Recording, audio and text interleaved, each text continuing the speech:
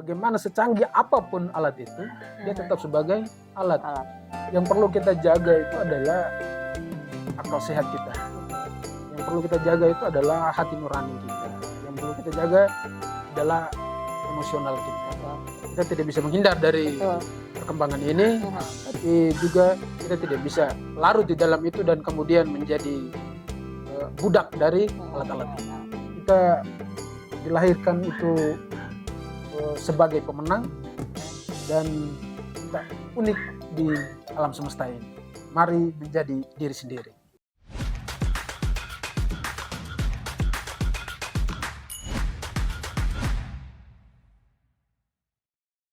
Hai, salam sehat, salam tangguh, salam bahagia buat Anda yang menyaksikan Ruby Rumah Bincang. Ya. Ini rumah kami yang kesekian sepertinya ya. Dan di Ruby selalu ada cerita-cerita inspirasi, ada kisah-kisah yang diperbincangkan, ada harapan, cita-cita, dan juga orang-orang yang juga ya memiliki gagasan, wawasan, ya, yang bakalan berbagi, akan berbincang-bincang dengan saya di Rumah Bincang di Ruby ini ya. Tamu-tamu di Ruby itu memang tamu-tamu istimewa sih sebenarnya. Dan tamu saya yang satu ini adalah seorang dosen. Dia dosen di Institut Keguruan Teknologi Larantuka, IKTL ya. Ini dosen yang juga giat dengan taman baca, literasi, giat juga dengan menulis gitu ya. Nah, kita akan berbincang-bincang dengan Bung Karno. Siap. Yeah. Halo Bung Karno. Kita panggil Bung Karno saja karena memang namanya Karno Larantukan ya. Larantukan. Jadi kami biasa panggilnya Karno, tapi kami biar lebih asik Bung Karno. Biar lebih wow, ternyata tamu kita Bung Karno hari ini. Oke, bagaimana nih Bung? Sehat? Sehat selalu. Sedang sibuk apa sekarang? Sekarang sedang aktivitas di Institut Keguruan dan Teknologi Larantuka sebagai dosen. Oke. Mengasuh mata kuliah apa nih? Jadi saya di IKTL mengasuh mata kuliah umum, seperti Pancasila, kewarganegaraan, agama, dan ya, mata kuliah umum di perguruan tinggi. Oke, sudah berapa lama nih menjadi dosen nih? Saya mulai dari tahun 2022. 2022 ya. 2 tahun. Ya, tapi juga giat menulis ya. Selalu menulis. Oke. Menulis buku, menulis apa selain menulis? Menulis buku, menulis opini, artikel untuk di media massa, Pos Kupang ataupun Pos. Oke. Sip. Nah, Bung Karno ini ternyata punya taman baca yang dinamakan dengan Hutan Baca 46 ya. Hutan 46 Waibalun. Kenapa dikasih nama Hutan 46? Jadi ini selalu ditanyakan kenapa dikasih nama hutan. Ya. Hutan ini Hutan 46. Padahal taman baca tapi namanya hutan. Hutan ya benar. Jadi Taman Baca Hutan 46 ini lahir di Jogja. Ketika saya studi di Jogja dan di kos itu bersama dengan teman-teman lahirlah ide untuk membuat taman baca. Ide awalnya jiwanya itu lahir dari kos itu. Kos itu namanya Hutan 46 dan saya membawa jiwa itu ke Waibalun. Jadi saya tetap beri nama Taman Baca Hutan 46. Itu dapat restu juga dari teman-teman kos yang waktu itu. Waktu itu semua teman-teman kos sangat merestui dan menyetujui giat saya itu dan mereka adalah penyumbang pertama buku-buku untuk Taman Baca Hutan 46. Wah, ternyata luar biasa mengawalinya ya. Dari inspirasi di kos, kemudian dibawa pulang. Seakan-akan rumah juga menjadi kos gitu ya. Tapi akhirnya buku-bukunya juga disumbang oleh teman-teman gitu ya. Banyak teman-teman di kos itu kemudian menyumbang buku-bukunya untuk. Kegiatan-kegiatan apa yang sudah dilakukan oleh Taman Baca Hutan 46 ini? Jadi ketika pulang ke Waibalun 2018 dan itu giat yang kami buat waktu itu adalah mendongeng. Jadi tidak saja dari Taman Baca, tapi kami mengundang dari luar, teman-teman dari luar, termasuk teman-teman dari Simpasio Institute, untuk mendongeng di Taman Baca Hutan 46 Waibalun. Jadi kami mengundang teman-teman di luar untuk bisa berbagi cerita dengan anak-anak di Waibalon, dan juga selain itu kenalan dokter gigi untuk bisa bercerita tentang bagaimana cara merawat gigi. Cara merawat gigi yang sehat. Oke. Itu kami lakukan setiap 2 minggu sekali di Taman Baca Hutan 46 Waibalon. Begitu ceritanya. Jadi sudah ada giat-giat yang dilakukan begitu ya, Bung Karno. Tapi saya lihat Bung Karno juga aktif menulis buku ya.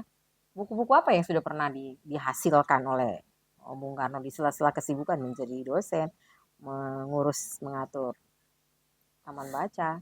Ini terlalu besar menjadi penulis ya. Jadi masih yang namanya satu buku dari, saja. Dari bawah kita merangkak. Jadi waktu pertama masih di Jogja, kemudian saya mengumpulkan teman-teman untuk menulis buku Bunga Rampai bersama dengan anak muda Waibalon. Jadi buku pertama itu adalah Peristiwa Waibalon. Peristiwa Waibalon, kumpulan anak muda Waibalon, prolognya Pater Paulus Budi Kleden, dan epilognya Steffi Kleden Beats. Jadi itu buku pertama yang diterbitkan oleh Taman Baca Hutan 46 Waibalon. Oh, profesiat ya. Terus ada buku lagi Jadi selain buku Peristiwa Waibalon, ada buku berikutnya itu adalah buku hasil Bunga Rampai juga yang diedit oleh saya, itu adalah Syukur Optimis dan Penuh Harap. 100 tahun Paroki Santo Ignatius Waibalon. Jadi itu juga diprolog oleh Pater Paulus Budi Kleden, editornya Karol Subandalarentuka. Ya, yang namanya bersampingan itu. Yang namanya bersampingan dengan Uskup Agung Ende. Saya melihat postingan Bung Karno, memang di sebelah kirinya nama Uskup Agung Ende, di sebelahnya nama Bung Karno gitu. Satu kehormatan begitu ya. Luar biasa. Namanya bersandingan gitu. Oke, kemudian buku kemudian itu. Yang berikutnya itu adalah buku yang kemudian saya tulis bersama, yaitu judulnya Lambertus Tulen Hajon. Pendidikan, Agama, Politik, dan Wirausaha. Itu buku pertama yang saya tulis, kemudian bersama dengan sosok yang saya tulis itu adalah Lambertus Tulen Hajon. Bagi saya menulis sosok seperti ini menjadi sangat sedikit di Flores Timur, sehingga saya terinspirasi untuk bagaimana kita menggali sosok-sosok itu dan didokumentasikan secara baik lewat buku. Jadi salah satu tokoh yang pertama sekali saya buat adalah Lambertus Tulen Hajon, orang yang bergeliat di pendidikan, di politik, di agama, dan juga wirausaha. Buku itu terbit di tahun 2018. Padahal sebenarnya banyak tokoh ini yang ada di Waibalon ini ya. Banyak sekali tokoh-tokoh yang salah satu tadi Uskup Agung Ende. Iya, benar. Kemudian masih ada lagi yang ahli matematika dan lain-lainnya ini ya. Punya keinginan lagi tidak untuk mau menulis tokoh-tokoh yang ada di Waibalon? Ini kan punya nama besar sih sebenarnya. Benar sekali ya, Sylvia. Jadi keinginan untuk menulis lagi sosok-sosok itu masih terus membara, dan saya pikir itu loncatan pertama ya, buku Lambertus Tulen Hajon, dan semoga ada buku-buku lain, sosok-sosok lain yang bisa muncul lagi. Mungkin juga ada sosok tidak saja laki-laki, tapi sosok perempuan juga menjadi asik untuk ditulis. Apalagi perempuan lama holot gitu ya. Berarti sekarang lagi menggarap proyek itu berarti ya, sedang menulis tokoh-tokoh perempuan. Semoga lah. Semoga, amin. Tapi karena pertama kali menulis buku tentang tokoh ini, apa kesulitannya ketika mengawali? Biasanya kan begitu, harus survei, kemudian harus melakukan riset untuk bisa menulis tokoh ini, atau wawancara langsung ke tokohnya yang usianya tidak lagi muda. Gitu. Itu bisa diceritakan proses ini. Sayang sekali ya Bung Karno tidak membawa bukunya di sini. Saya memang ingin menulis sosok ini, dan di awal saya komunikasi dengan keluarga. Keluarga dan keluarga merestui untuk bolehlah menulis sosok ini. Jadi kami membuat janji untuk wawancara secara lisan, tapi kemudian kita rekam audionya, sehingga saya transkrip dari audio untuk ditulis naskah. Jadi hampir 3 hari berturut-turut kami wawancara, dan sosok yang saya wawancara dia waktu itu masih sangat kuat, dan memorinya masih sangat baik sekali, dan walaupun di usia itu dia gigih sekali untuk menerbitkan apa yang mau diceritakan tentang diri.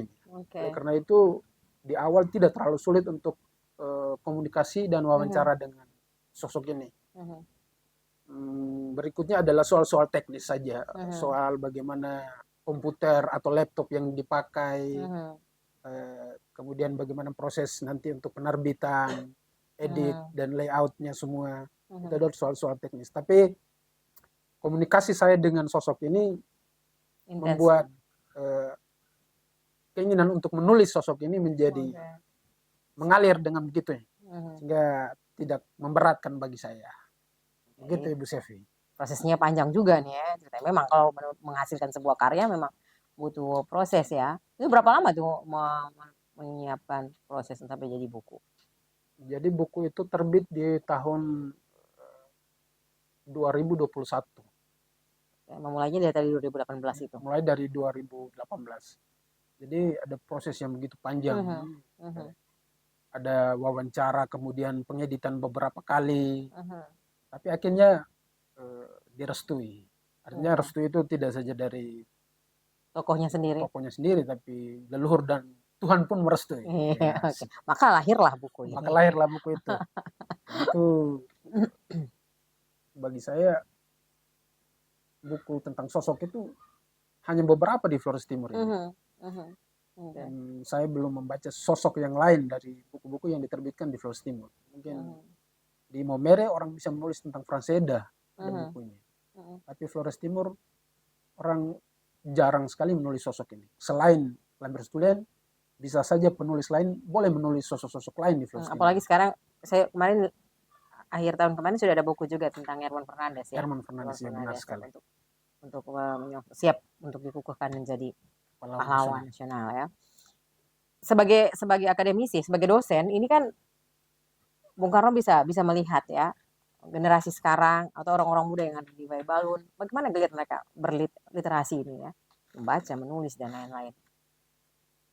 Kalau kita lihat dari kacamata akademis dan bagaimana melihat itu sekarang, literasi sekarang itu, kita secara jujur ya, menyampaikan kalau literasi kita, kata orang itu ada yang mengatakan begini, kita buta literasi. Artinya kita memang membaca buku tetapi kita tidak paham. Itu masih baik ya, orang membaca dan tidak paham.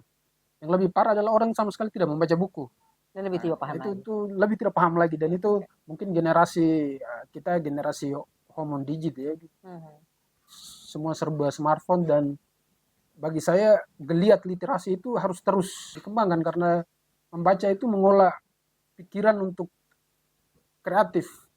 Jadi kita bisa bagaimana pikiran itu tetap aktif dan terus berdiskusi, itu paling tidak itu kita membaca buku. Saya bermimpi orang-orang bisa dengan gedung perpustakaan yang besar itu, semoga geliat membaca di Flores Timur ini bisa berkembang pesat. Orang-orang akan haus akan buku gitu ya, datang ke perpustakaan dan membaca. Apalagi fasilitasnya yang saya dengar informasi cukup lengkap di sana, sudah standar nasional. Jadi mudah-mudahan nanti bisa sebagai dosen juga bisa mengajak mahasiswanya untuk siap mengunjungi perpustakaan kita yang nanti akan beroperasi. Oke, ini Bung Karno. Saya melihat bahwa Bung Karno juga hidup dengan masyarakat yang ada di Waibalun, orang-orang muda yang juga sudah mulai punya karya-karya yang lain begitu ya. Soal bermusik, soal video, sinematografi dan lain-lain. Dalam berpikir kalau dalam satu proyek tertentu atau bisa menggarap dan merangkul semua itu dalam satu pekerjaan atau dalam satu proyek yang dikerjakan secara bersama-sama. Saya pikir itu ide luar biasa ya. Ini menjadi menarik ya. Kemudian saya lihat ide ini tidak muncul dari saya tapi dari hostnya ya. Jadi bagi saya ini ide yang luar biasa, bagaimana mengumpulkan teman-teman untuk membuat satu proyek bersama. Saya pikir ini ide yang baik, dan banyak teman-teman di Waibalun yang juga punya komunitas, kita punya talenta beda-beda ya. Ada yang di musik, ada yang ini, dan saya pikir ini ide yang bagus.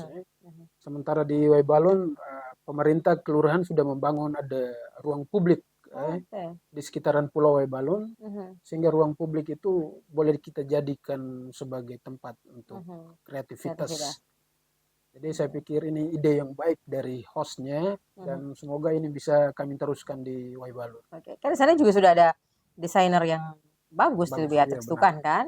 Siapa tahu nanti ada satu malam khusus perform pentas dan lain-lain, kita Benar bisa sekali. menuju ke Kelurahan Waibalu gitu.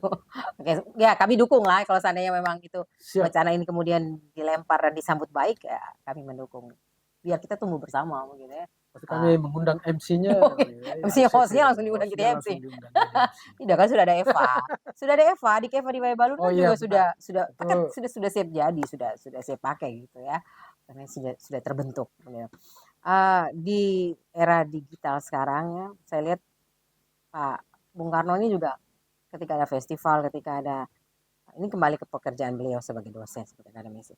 Ketika ada festival, ada pameran dan lain-lain, aktif mendampingi mahasiswanya untuk memamerkan produk-produk yang dihasilkan. Ini apa yang mau di Jadi di IKTL itu ada beberapa program studi. Ada dua fakultas, fakultas pendidikan dan fakultas keguruan dan ilmu pendidikan dan juga fakultas teknologi. Oke. Di fakultas teknologi ada dua prodi, prodi teknik informatika dan prodi teknologi hasil perikanan. Base camp saya itu di prodi teknologi hasil perikanan.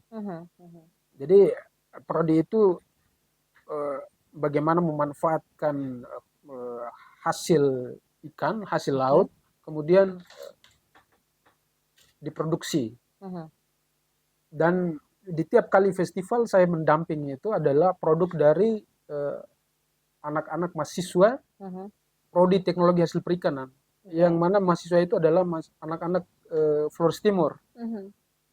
Di produknya itu ada produk nugget juga ada sei ikan. Jadi ada beberapa produk. Sekarang itu abon ikan dan sekarang itu sedang lihat untuk bagaimana memproduksi limbah tulang ikan. Limbah tulang ikan itu bisa diproduksi untuk pakan, untuk tepung ikan dan juga untuk pakan ternak. Itu sementara. Dan bagi saya kita perlu membaca bahwa lahan ini perikanan menjadi pendapatan daerah yang baik sebenarnya. Hanya karena kita kurang meliriknya secara serius dari segi perikanan. Sehingga kalau saya boleh bicara dari segi sebagai dosen IKTL, IKTL akan menyediakan sumber daya manusianya. Dan pemerintah boleh menyediakan lahan pekerjaan. Sementara IKTL akan suplai sumber daya manusianya lewat prodi teknologi hasil perikanan. Saya bermimpi kalau ada kolaborasi yang baik dari pemerintah dengan lembaga ini, terutama di dunia perikanan, IKTL siap sumbang suplai sumber daya manusia di dunia perikanan. Gitu, apalagi Flores Timur lautnya lebih luas gitu ya, hasil ikannya banyak. Begitu ya. Mudah-mudahan semua hasil tangkapan bisa tercover dengan baik, kemudian mensejahterakan juga orang Flores Timur sendiri. Dari yang Bung Karno lihat dari ini kan pembicaraan dengan dosen, iya, mau bicara dengan pendiri Taman Baca, iya. Jadi kita bakal membincang-bincangkan semua hal, memang di Ruby begitu. Saya melihat Taman Baca juga banyak nih, Bung Karno, di Kota Larantuka khususnya. Bagaimana nih sinergi antara Taman Baca satu dengan Taman Baca yang lain, aktivitas, kegiatan, kolaborasi dan lain-lain itu bagaimana? Apakah memang harus masing-masing kah atau harus memang berjalan bersama-sama kah atau bagaimana? Menurut saya secara sederhana bahwa sebenarnya harus ada kolaborasi kita bersama. Kita tidak bisa berjalan sendiri untuk sesuatu yang jangka panjang, itu kita tidak bisa jalan sendiri. Di Flores Timur itu ada forum Taman Baca. Forum Taman Baca dan ada grupnya, saya ada di dalamnya. Dan setiap kali ada berita baru tentang itu. Memang tumbuhnya komunitas itu dia tidak terus-menerus ya. Fleksibel sekali karena ini komunitas-komunitas yang dibangun atas dasar mimpi pendirinya. Sehingga kalau ada kolaborasi dan komunitas semua bisa berkumpul, itu bisa membangun dengan kebersamaan itu. Dan saya pikir itu lebih kuat dan kokoh. Itu bisa saja kami berkarya. Oh, sih. Ya, kami berkarya. Saya jadi mengingat kata ini. Biarlah saya simpan sendiri dulu. Kami berkarya. Tapi bagaimana saling mendukung? Misalnya oke kami support buku nih, kita punya jaringan ini begini-begini, itu bagaimana untuk membangun supaya melengkapi koleksi-koleksi buku yang ada di Taman Baca sesuai dengan kebutuhan yang ada di masyarakat? Jadi suplai buku ini dulu memang setiap tanggal 17 program itu kan pengiriman gratis, tapi sekarang sudah tidak lagi, dan sekarang itu suplai buku itu adalah para donatur yang punya eh, rasa empati terhadap dunia pendidikan termasuk literasi dan masa depan anak-anak. Bagaimana anak-anak terjerumus atau terlalu tenggelam dalam smartphone. Oke. Sehingga donatur-donatur itu sangat antusias ketika diminta atau dengan sendirinya mengirim buku untuk setiap taman baca. Oke. Dan masalahnya adalah, pekerjaan besar adalah bagi taman baca itu adalah bagaimana dia harus terus bergerak. Dan saya belajar dari beberapa teman-teman yang bergerak di literasi, mereka itu terus membakar daya literasi mereka. Saya sangat antusias, seperti Simpasio juga, sangat terus membara apinya itu.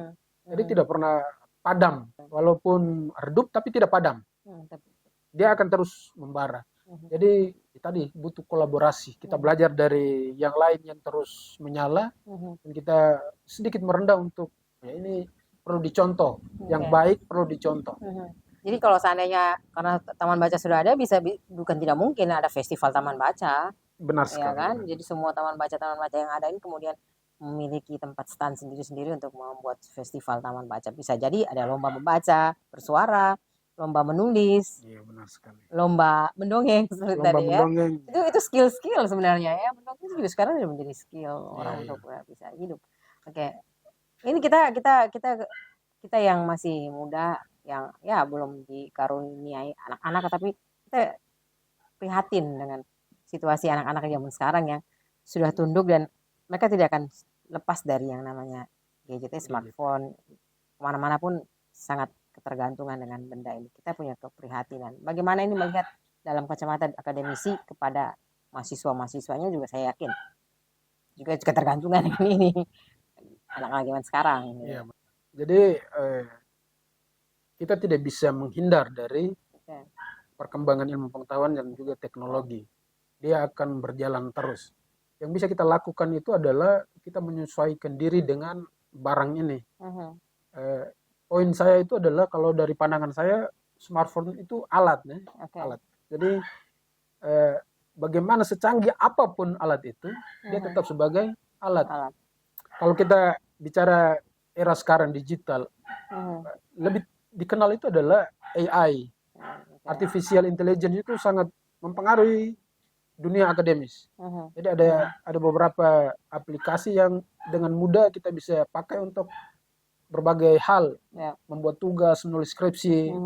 Alat-alat itu tadi saya sudah sampaikan, itu alat ya, AI. Yang perlu kita jaga itu adalah akal sehat kita. Betul. Yang perlu kita jaga itu adalah hati nurani kita. Betul. Yang perlu kita jaga adalah emosional kita. Betul. Jadi saya selalu katakan ada 3 hal yang perlu kita jaga, itu SQ, spiritual, kemudian IQ kita punya, dan emosional kita punya. Itu yang membuat kita berbeda dengan alat ini. Jadi saya pikir kita tidak bisa menghindar dari perkembangan ini, tapi juga kita tidak bisa larut di dalam itu dan kemudian menjadi budak dari alat-alat ini. Saya pikir alat itu diciptakan oleh manusia, kemudian alat itu memperbudak kita. Dibuat terbalik gitu ya. Oke. Begitulah zaman sekarang gitu ya. Saya kadang-kadang berpikir, lama-lama tiba-tiba ada suara saya sudah tergantikan oleh AI, kemudian saya tidak menjadi narator lagi, kemudian skrip dikeluarkan dengan sendirinya, muncul satu paket gitu. Menulis lirik langsung set musiknya keluar. Bisa tergantikan teman-teman yang pencipta lagu musik. Bisa-bisa kita semua tergantikan ya. Tapi bisa digantikan oleh, itu kan robot ya. Kita bisa digantikan oleh semua itu, tapi tadi saya katakan itu alat ya. Kita sering memposting tentang kita ya, tentang ternyata itu data-data kita tuh sedang dikumpulkan gitu ya. Kemudian ya mesin ini kemudian menjiplak kita begitu ya. Sesuai dengan data-data yang kita punya, apa kesenangan kita, apa kesukaan kita ya, begitu. Oh, obrolan kita jadi panjang ya. Seakan-akan kita ini seakan-akan kita ini menjadi orang yang sangat berpengaruh ke dalam semua bidang termasuk AI. Tapi menjadi keresahan kita. Termasuk itu teman-teman belakang layar ya. Tapi termasuk yang keresahan kita bahwa ketika job kita menjadi sepi, tidak menjadi narator lagi, tidak menjadi baca sebuah naskah, itu kan. Tapi kalau dosen tidak akan mungkin tergantikan. Tapi dosen terbantu mengecek pekerjaan mahasiswa, apa ditanyakan ke AI, ini kemurnian, penjiplakan, itu langsung ketahuan. Langsung bisa tahu. Kalau ini karyanya dijiplak, kalau ini karyanya sekian persen ini di copy dari ini. Oh itu. Benar Gitu. sekali. Itu sangat terbantu. Gitu. Tapi apa yang mau disampaikan Bung Karno sebagai pemilik taman baca, sebagai dosen juga, sebagai penulis juga, pada generasi-generasi kita sekarang yang sudah terbuai dengan teknologi, nyaris tidak menikmati pantai, kita punya pantai, nyaris tidak menikmati gunung, hanya ada di dalam rumah, kemudian dengan satu benda kecil ini kemudian mengakses seluruh dunia. Apa yang mau disampaikan sebagai Terima kasih Bu Sevi. Ibu Sevi ya. Terserah mau panggil Sevi AI juga boleh. Mau panggil saya AI juga boleh. Oke. Jadi saya mau katakan begini, perkembangan dunia kita tidak bisa hindari. Sebagai manusia kita tidak bisa tunduk pada alat. Betul. Tunduk pada alat. Hal yang paling saya olah untuk diri saya itu adalah mengolah pikiran. Mengolah pikiran, kemudian mengolah emosional, dan juga mengolah hati. Jadi apa yang saya lakukan untuk mengolah pikiran itu adalah juga mengolah pikiran, mengolah hati, dan mengolah emosional. Satu hal yang saya lakukan adalah membaca. Jadi membaca itu kita berdebat dengan pikiran. Kita larut di dalam pikiran, dan kalau kita begitu larut, kita bisa menyepelekan alat ini. Jadi berdebat dengan pikiran lewat tulisan itu lebih nikmat daripada membaca postingan-postingan atau FB Pro yang kemudian mulai banyak viral di media-media sosial. Jadi saya mau sampaikan untuk teman-teman generasi muda sekarang bahwa mari kita kembali mengolah pikiran, mengolah rasa, kembali ke dalam diri.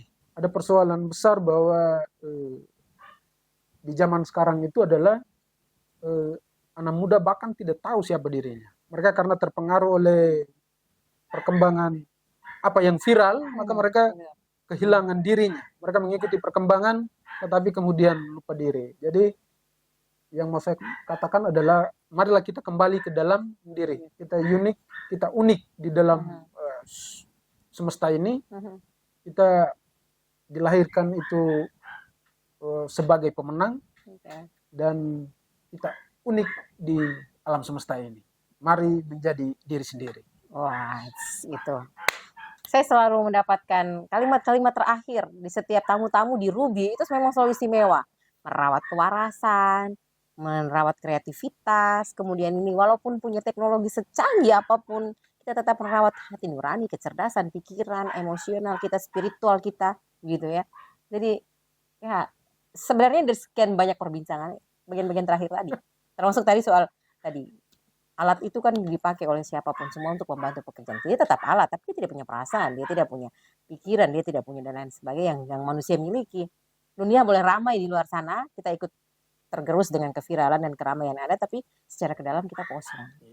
Dan itu masing-masing orang punya cara merawat. Bung Karno merawatnya dengan membaca dan menulis. Pergumulannya dengan buku akan menyepelekan atau menyampingkan benda yang satu ini. Bagaimana cara Anda? Terima kasih, Bung Karno. Sama-sama Ibu Sevi. Senang berjumpa dengan Anda. Nanti jangan bosan-bosan kalau kami undang lagi ke Ruby mungkin, atau ke Rumpi mungkin. Siap selalu. Oke, terima kasih. Baik, buat Anda yang sedang menyaksikan Ruby Rumah Bincang, inilah perbincangan saya dengan Bung Karno yang sudah mengingatkan kita bahwa secanggih apapun teknologi yang hadir di hadapan kita di dunia zaman sekarang, kita tetap manusia, jangan sampai kita diperbudak oleh alat, tetapi kita tetap merawat tadi pikiran kita, hati nurani, emosi spiritual kita tetap harus dijaga Anda punya cara tersendiri untuk menjaganya. Mungkin tadi yang disampaikan oleh Bung Karno adalah menjaga dengan cara membaca buku, menulis. Kalau saya mungkin menjaganya dengan menghadirkan podcast ini, berbincang-bincang dengan tamu-tamu dan menghadirkannya untuk yang sedang menyaksikan. Terima kasih, salam sehat, salam tetap menjaga waras kita, tetap menjaga hati nurani kita, dan salam tangguh untuk kita. Sampai jumpa di Ruby edisi berikutnya.